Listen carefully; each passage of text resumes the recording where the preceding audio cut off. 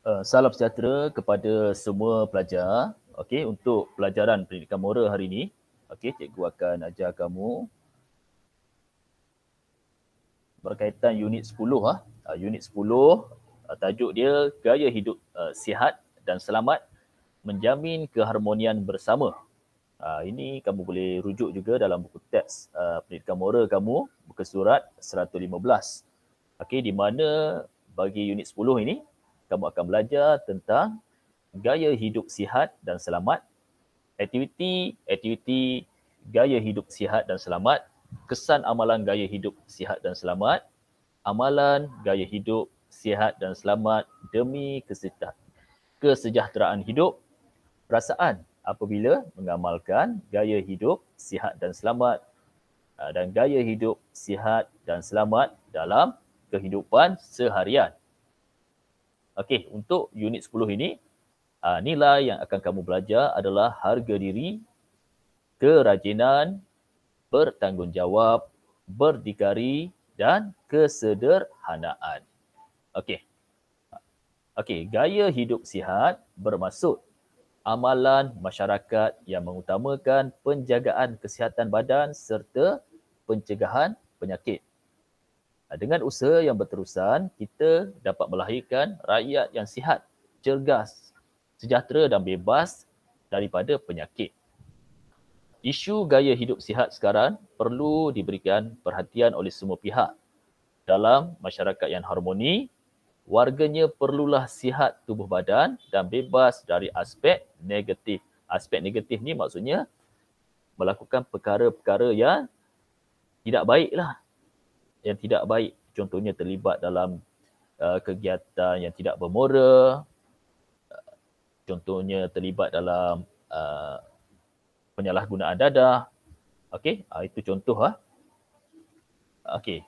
Kemudian dalam keadaan sekarang di mana negara kita masih lagi berdepan dengan pandemik COVID-19 yang masih lagi dalam kategori yang teruk sebab kita tengok kes sekarang ni kalau semalam kes COVID di negara kita dah 11,000 lebih jadi adalah penting untuk kita jaga keselamatan diri kita, sentiasa patuh pada SOP yang telah ditetapkan oleh pihak kerajaan. Dan sebagai pelajar, kamu janganlah keluar daripada rumah.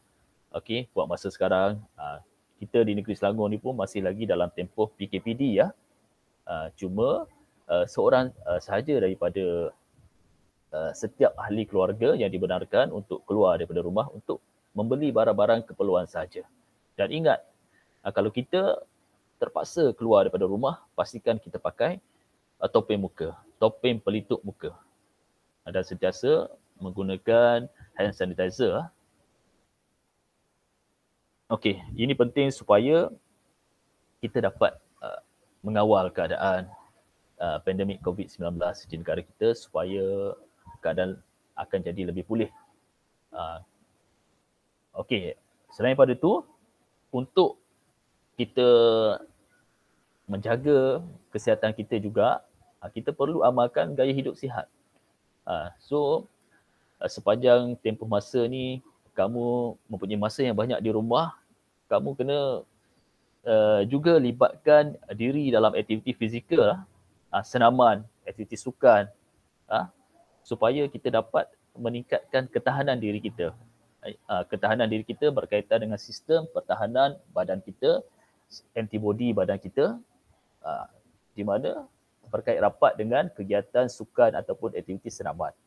Jadi, kamu kena luangkan masa dalam satu hari, kalau boleh, buat aktiviti sukan, aktiviti fizikal.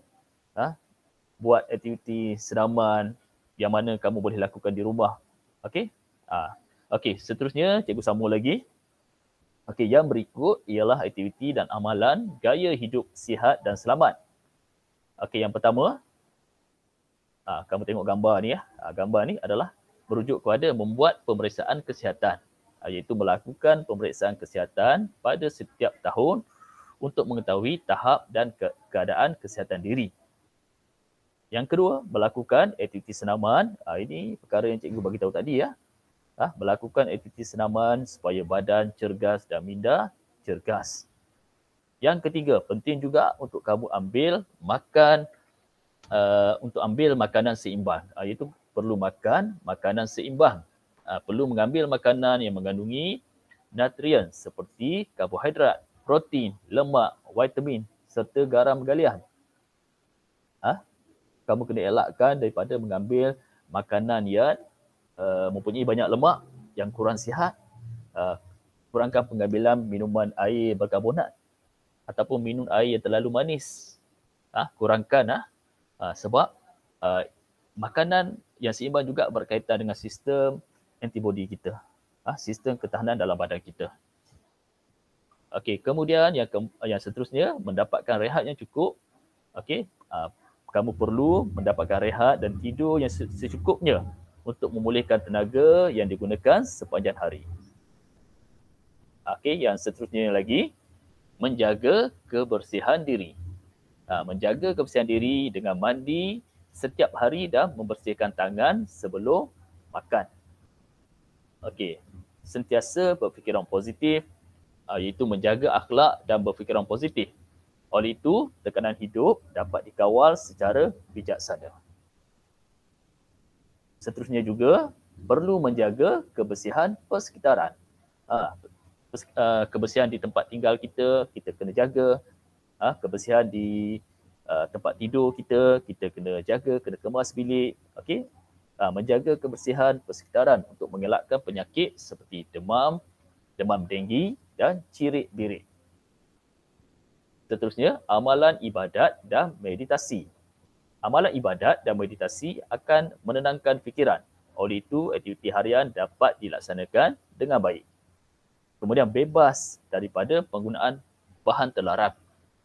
Contohnya, bahan-bahan seperti dadah, rokok dan alkohol. Kamu kena jauhkan diri daripada mengambil bahan-bahan seperti dadah, rokok dan alkohol. Ini sedikit renungan di sini. Tidur awal dan bangun awal menganugerahkan kesihatan yang baik dan minda yang cerdas kepada seorang insan. Kata-kata ini daripada seorang tokoh bernama Benjamin Franklin. Okey. Kita bersambung lagi. Aktiviti tersebut perlu diamalkan bagi mendapatkan kehidupan yang sihat dan berkualiti. Amalan gaya hidup sihat akan memberikan kesan baik untuk diri dan masyarakat. Antara kesannya kepada diri adalah seperti berikut. Ini kesan gaya hidup sihat dan selamat kepada diri. Yang pertama, mempunyai minda yang cerdas. Yang kedua, bebas daripada masalah sosial. Yang ketiga, memiliki tubuh badan yang sihat. Yang keempat, mengurangkan stres. Stres, tekanan. Okey, kesan gaya hidup sihat kepada masyarakat pula adalah seperti berikut. Iaitu yang pertama, dapat melahirkan anggota masyarakat yang lebih produktif.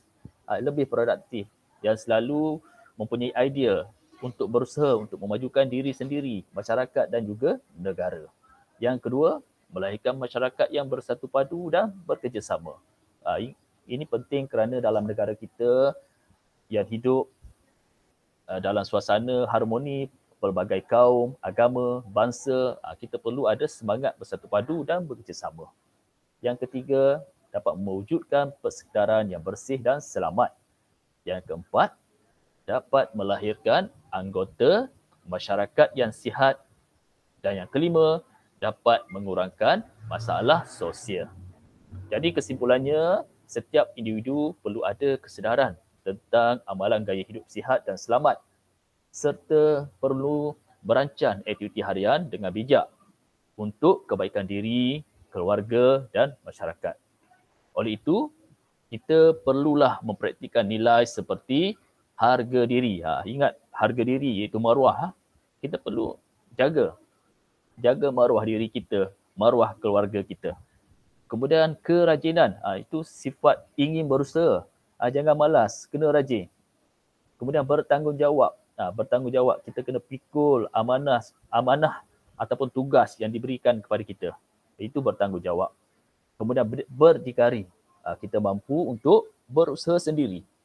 melakukan suatu perkara itu dengan sendiri tanpa menyusahkan orang lain. Itu maksud dia berdikari. Dan kesederhanaan. Kesederhanaan maksudnya kita tidak berbelanja dengan boros, melakukan sesuatu perkara yang berlebihan. Contohnya kalau makan tu makan terlalu banyak, jangan, kena sederhana. Ikut kemampuan kita sebagai amalan harian kita. Dengan itu, anggota masyarakat akan berasa gembira dan hidup akan lebih bahagia. Okey, untuk pelajaran hari ini, cikgu berhenti sampai di sini saja. Okey, dan sebagai latihan untuk kamu hari ini, okey, cikgu nak kamu buat latihan ini. Yang ini ya, latihan muka surat 119. Okey, cikgu nak kamu baca A ni. Baca dan fahami amalan gaya hidup sihat dan selamat seperti di bawah. Okey, kemudian cikgu nak kamu jawab 2 soalan di sini, iaitu inilah bagaimanakah anda dan rakan-rakan mengamalkan gaya hidup sihat dan selamat. Yang kedua ni, cikgu nak kamu jawab salin soalan dan cari jawapan dia dalam petikan ni. Ataupun kamu kena fikir sendiri kat sini. Buat dalam buku latihan pendidikan moral kamu. Okey, kalau ada sebarang soalan, boleh mesej cikgu di Telegram, boleh tanya cikgu. Okey, sekian saja kelas kita hari ini. Terima kasih.